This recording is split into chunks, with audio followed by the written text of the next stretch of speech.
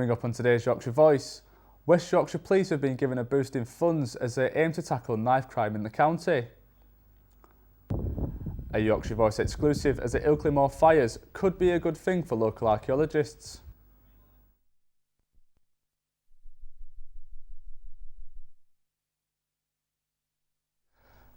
Good afternoon and welcome to today's Yorkshire Voice. I'm Harry McMullen. West Yorkshire Police have been given extra funding to tackle knife crime. It comes after they arrested 100 people and seized 35 knives in the month of April alone. Will Ford has more. The need for youth centres like the Zone in Leeds has never been greater. They provide young people with a safe place to relax, talk and play. West Yorkshire has the highest rate of knife crime after London, and young people are in need of more centres like this to keep them off the streets and educate them about the dangers of knife crime. West Yorkshire Police were given an extra £4 million worth of funding in April to tackle the problem, after there had been a 125% increase in arrests for knife possession in Yorkshire in 4 years. 1/5 of those arrests are of people between the ages of 10 and 17, a number that has been rising every year. In Leeds, we're having a real push to try and get kids more involved in after-school activities, coming to areas like the Zone, coming to places like Catch and other youth engagement activities, because kids are vulnerable. The most dangerous time for kids is in the holidays, especially when they've got a lot of time on their hands and not got there for people to look after them. So these places are absolutely critical to our communities. I think the most important thing is to talk about stuff. If people just talked about the problems they had, if people talked about the stresses they had, if people talked about the worries that they carried with them, then the problems get shared and halved and people will come up with other solutions. It's when people internalise and worry about things and don't share, it's at that point we often see the most dramatic situations arise and young people making some really bad decisions, especially around carrying knives.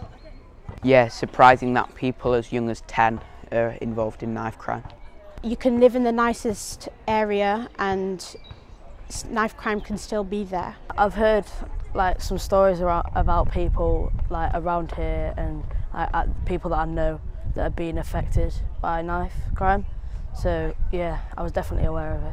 We work with everybody from ex-gang members to the police and everybody in between, and it's proved a really good place for young people to learn and to become wiser, cleverer and safer. So I think it's essential. There's been muggings, there's been young people have been surrounded by gangs of people who have pretended to have knives and they've intimidated them and they've gone to draw a knife out of the pocket. They actually haven't had a knife. But young people are a bit scared. They don't like to admit they are, but they are a little bit nervous and they do need a bit of a hand and they do need some information and education. In LS17 we have people who are on the really lower end of the socioeconomic scale and the higher end, but knife crime affects all, and actually those who have got maybe a little bit more disposable cash and they can be a target as well. So I think it's a real shame that people are divided into postcodes when it comes to eligibility for funding, and they need to rethink. For these young people and thousands more across Yorkshire, youth centres like the Zone could be the key to keeping them off the streets and away from the problems of knife crime. And now we'll look at the other day's stories. The missing girl, Nicole Harris, has been found. She was spotted in the Wakefield area this morning after 6 days of searching. West Yorkshire Police have said she is safe and well, and also thank everyone who had responded to the appeal that had gained national attention. Police have raided car washes in Halifax and Elland as part of a human trafficking operation. The searches took place last week and some of the premises were shut down. Police say they found minimum wage violations and evidence of exploitation that has now been reported to HMRC. Saltaire has been chosen as a new filming location for a period drama on Netflix. The English Game is a 6-part series about the creation of the Football League in England. Production started this week in Saltaire and the programme will premiere on Netflix next year. Older adults who do crosswords and Sudoku puzzles have better brain function, that's according to a new study. The research was carried out by the University of Exeter and King's College in London. It found that doing puzzles regularly increased attention, reasoning and memory in the older adults. There's been yet more criticism of HS2, this time from the House of Lords Committee. The Lords say that construction should have started in the north and more work put into building the economies of cities like Leeds. The controversial high-speed rail route will be built from London to Birmingham before it's later extended to Leeds and Manchester. annoys me that everything's so centralised in London, and the people in London seem to think that we don't exist. It's amazing when you spend some time down there. It's all about London, and the North should get its fair deal. Digging all the roads up again, putting all the lines down. You know, we've had it all before. We don't need it. We've got enough transport. I think the transport that we've got needs looking at, and it needs sorting out in a better way. I would rather see the railway system up north improved rather than the HS2 line. Free cash machines may become a thing of the past, according to the consumer group, which hundreds of machines have started charging users to withdraw cash in the first 3 months of this year, which say they expect the situation to become worse, estimating that we could lose up to 10% of the 52,000 free machines in Britain this year alone. We went out to the streets of Horsforth to find out what the public made of the ATM price hike. Good thing and a bad thing. Obviously a bad thing because you've got to pay money to take out your own money which you're putting in yourself. But at the same time it's a good thing because less people are using ATMs, which means we're not having that source of income to actually support it in terms of maintenance and implementation on rollout charges. I'm not 100% happy with it because I feel like it's my money, so why should I be charged to access it?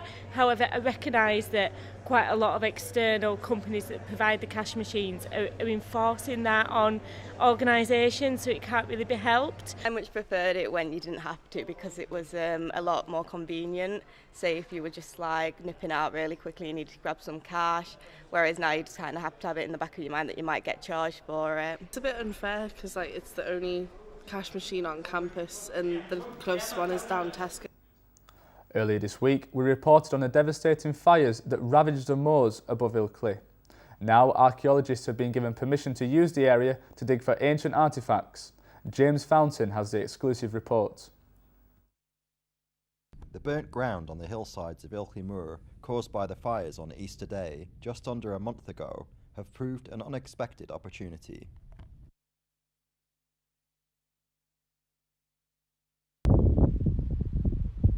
Chris Atkinson, an archaeologist for Pennine Prospects, a regeneration company for the South Pennines, is working with Bradford City Council on several projects, one of which is an excavation of the hillside. Over the next 2 to 3 weeks, I'm going to be here with a team of local volunteers undertaking archaeological surveys of Backstone Beck here, but also the fire impacted or the fire affected area of the moorland on Ilkley Moor. The intention is to undertake these surveys in the case of the fire affected areas to identify any previously unknown archaeological features, but perhaps more importantly identify the effects the fire has had on known archaeological features on the moorland. So examples of these are scheduled ancient monuments of prehistoric cup and ring marked stones, settlement sites, old field boundaries, trackways, and these are just the known features, but of course we need to see what impact that fire has had and how best to prevent any further future incidents and slow down any erosion. The excavation is expected to begin on the 28th of May, and local residents will be excited to see what the archaeologists discover on this ancient moor. It's Mental Health Awareness Week and the start of the Run and Revise campaign. English Athletics are encouraging students to take a break from the books and pick up their running shoes. Abby McClure went down to Headingley to meet one running group taking part. After a long day at the library, University of Leeds student Alice Young turns to running as her relief. She's one of many students across the country taking part in the Run and Revise campaign. It's exam season and Alice says that running is helping to keep her stress levels down. Before I started running, I knew about all the kind of physical benefits and the physical advantages of running, like improved fitness and things, but I'd never really recognised the mental health benefits. So yeah, it's been brilliant to kind of watch myself improve and aim for new PBs every week. Yeah, I always feel fantastic after I've been for a run. Alice takes part in Woodhouse Moors Park Run most weekends, and just down the road in Headingley, Yorkshire Cricket Foundation run a weekly social group called the Rose Runners. The group hosted a special run yesterday in aid of mental health, encouraging students from across Leeds to take part. I know from experience and also talking to our Rose Runners as well that coming to a social run group is one of the best things that they did. It just takes their mind off stuff, you know that it's a stressful time and it's really important to look after yourself during this time. So doing stuff like this, taking some time out to be outside in the nice weather, exercising, looking after yourself and having fun with friends is really important. The group shouted out negative words associated with mental health as they did a warm-up relay. Then, off into the sunshine, the runners of all abilities start their 60-minute run, supporting their own well-being and raising awareness for mental health. And it's a big night in Super League as Leeds Rhinos will take on the Castleford Tigers for the second time this season. For the first time, the newly developed North Stand will be open to the public. Our reporter Will Ford is outside Headingley Stadium now. How's it looking, Will?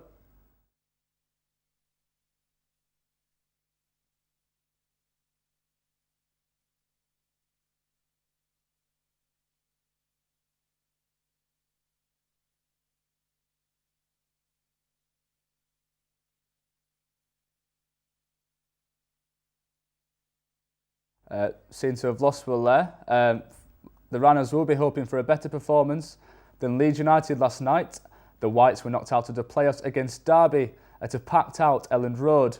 Their 1-0 first leg win at the Rams was not enough as they were beaten 4-2 and had defender Gaetano Berardi sent off late in the game. The attention will now turn to next season's campaign, and the manager Marcelo Bielsa not confirmed it is a worrying time for Leeds fans. Earlier today, England football squad was announced with the 5 Yorkshiremen making the cut for the Nations League matches. Fabian Delph, John Stones and Kyle Walker are all part of the Premier League winning Manchester City squad. They, along with Leicester's Harry Maguire and Tottenham Hotspur's Danny Rose, all 5 players originally hail from Yorkshire. The Premier League of Darts is in Leeds tonight in the last fixtures before the playoffs. Rob Cross could become just the 3rd person to win the league phase of the competition by matching Michael van Gerwen's result. The Premier League has always been a lively event at the First Director Arena in Leeds, and the atmosphere tonight promises to be electric. Now, all this week we've been getting in your photos of how you've been taking in the glorious weather, and today's cloudiest skies haven't stopped you. We've had these images sent in today. We'll have a look at the best of this week's weather photos on tomorrow's programme. So please send them in to our Twitter page @YorkshireV or through our Yorkshire Voice Facebook page. And now, with more on what's to come weather-wise, here's Amy Goodall. Thanks, Harry. So we've had another bright, dry and sunny day today. We've had highs of just 16 degrees Celsius, and tonight we could be seeing just lows of 11 degrees, and that will be at sunset at 9:03.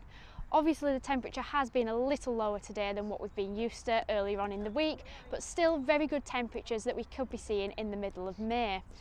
Into tomorrow we could have a dry day and some wind could be coming in from the west side. Into next week we'll have another dry week with lots of sun, highs of more 18-19 degrees, so we can see the weather is picking up gradually as we go into later May, June time.